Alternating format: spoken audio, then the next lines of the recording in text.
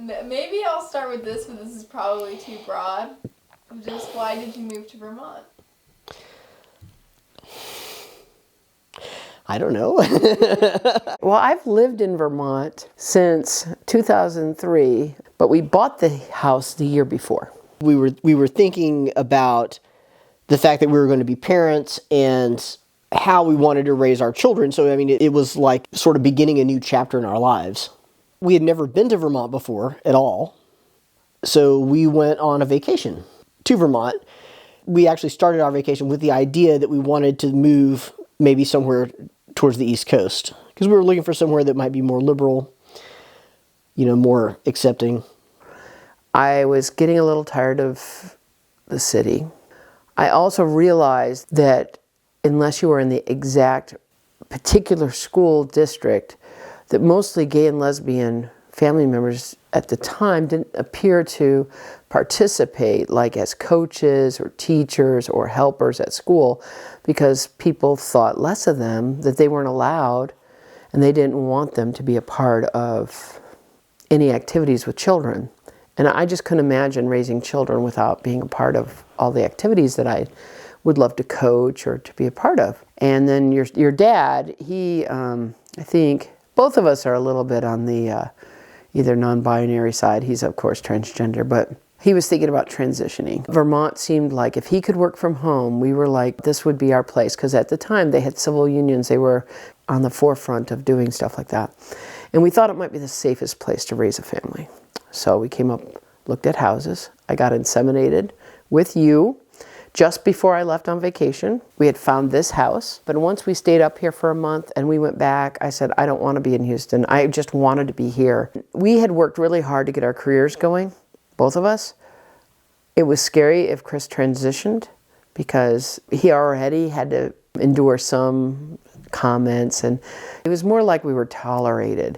And that definitely, even with the gay community, sometimes they have trouble with transgender people as well. And then people have a lot of questions of like, are you straight now? If you're a lesbian, why do you want to stay with a guy? And it complicates things. I was very respectful of his transition. I wanted him to be the man he was meant to be. So I would do anything to help support that. And I thought the safest place that we could do that was here. People were pretty accepting, and they worked really hard at doing that for us. I mean, we still have people who don't like us, but what we learn is when you get a good friend and a good community member that loves you and cares about you, you value them and you take care of them like they take care of you. You shouldn't ask me how we got involved with the community, because I'm not the one who did it. When we first moved here, one of our neighbors who was an orthopedic surgeon and his wife came and brought us brownies. And it was so fun because they didn't even live here full time, but they knew we moved in. Nobody did that in Houston when we moved into a house. No one came, no one even said hi to you. Your neighbors never said hi to you. Now, what's odd about these situations, we're not talking liberal people here. We're talking fairly conservative people who just liked us. And we used to have people who were pretty conservative say, I really like you guys. Like, it was a shock. At what point did you know you were transgender or that you were a boy? I knew on some level when I was very young. When I was 5, we moved to a new house, and I started walking down the street, and I met a little boy who lived a couple of houses down. The first thing he asked me was, are you a boy or a girl? And without really thinking about it, I just said, I'm a boy. And he asked me what my name was, and I said Chris.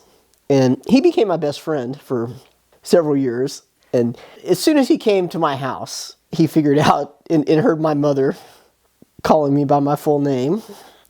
He figured out that I was a girl. But I think his mother thought I was a boy for a long time. I mean, I didn't think of myself really as transsexual, or I never thought that I would transition, because I thought that to do that you had to give up your life and your friendships and just move somewhere new and start over and not let anybody know, because I thought that people would hate you if they knew. When there were transsexual or maybe even just gender non-conforming people that I encountered in real life. What I saw was people around me just referring to that person as it and treating them sort of like a circus curiosity. When you were growing up, like, did you have an understanding of, like, when it meant to be gay or when it meant to be transgender? Oh, no, I saw it on Oprah. I saw an episode of the Oprah show where she had a transgender man, and I was completely shocked that, as she was interviewing and, telling the story, that he wore men's clothes and, he went to college, he had friends, he had a girlfriend, everybody referred to him with male pronouns. And I thought, I didn't know you could do that. What question are you answering? Try to be quiet when you go upstairs. Talking about how Oprah changed his life. Yeah. Oprah. I got more education watching Oprah as a kid. It was the only time that I felt like validated. When I saw that, I was really just shocked because it had never occurred to me that I could just say, I'm really a man, and people would accept that and treat me as a man. I think when I was young, I tried to tell my parents that I wanted to be a boy, that I was a boy. They would just tell me that I was wrong, and they would just say, no.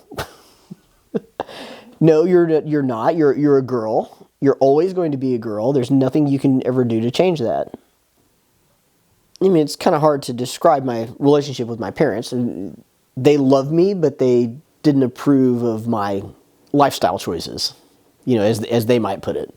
I think that the thing that was weird for me is going back there and having people misgender me.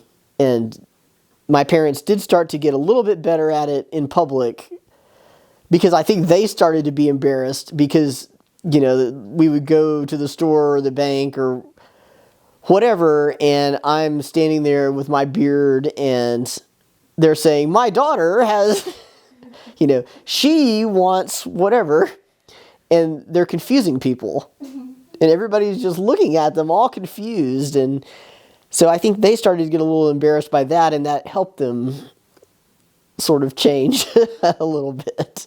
What was your, family's first reaction, when you first told them? They told me that they thought I was making a big mistake and that I was blind, and I told them after we had gone down there for their 50th wedding anniversary. I waited until a little while, a few days after the party was over, but before we went home, to tell them. And one of the things that they said was that they were talking about their anniversary and seeing all their friends and all these people from all of their life, and they thought that I wouldn't be able to have that if I transitioned. We know it takes a lot of time to adjust to being gay, transgender, and that goes for us. Even as gay people ourselves, you live in denial. We meet people all the time who are in denial. And when you're in denial, how do you even go forward? You have to figure it out yourself because you're so homophobic yourself and transgender phobic when you're raised a certain way, or you don't know anybody who is like that, so you don't have any example that you could be different. So if we've had that problem, what do we expect from our parents? Our parents have those issues too, but they haven't thought about it the whole time. Now, my father said to me once, I knew when you were a teenager that you were probably gay. And I said, I'm in my 20s. I said, well, it would have been nice had you told me. I believe that Chris and I took the right approach with our families. So I have known people who reject. They're so angry because their family rejects them. As they tolerated us, we tolerated them. We continued to do everything like we would if there wasn't a problem. No one ever said, don't come to Christmas. No one ever said, don't come visit. But some people would say, well, if they have a problem with me, I'm not going to deal with them, right? I know that's how some reactions may. But the way your dad and I work with everybody in our community and with our family, we are extremely forgiving. And our goal to changing hearts and changing minds is by being the people that we were raised to be, but also being the people that we were born to be. And what I found is that over time, people changed for the better. I would tell you in anything, if you believe in yourself enough, if you believe in who you are, and your parents don't quite accept it, I always have good values, always be a good person. And things are going to work out. People can't hate good people. They just won't. How long can you hate somebody who's good to you? That's what I would say.